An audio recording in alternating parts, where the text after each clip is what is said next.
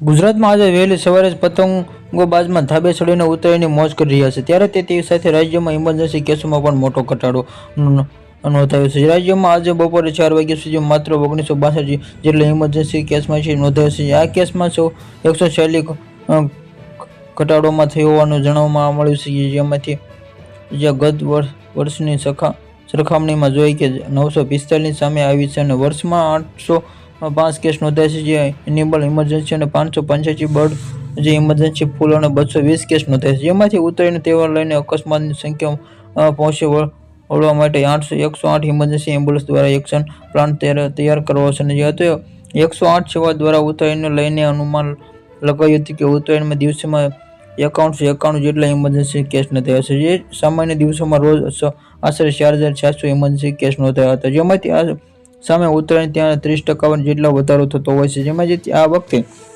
પણ આ કેસમાં વધારો થાય તેવું અનુમાન લગાવવામાં આવ્યું હતું, પરંતુ બપોરે 4 વાગ્યા સુધીમાં આજે ઇમરજન્સી કેસો 140 જેટલો ઘટાડો જોવા મળ્યો હતો. સુખરાજ ચેનલ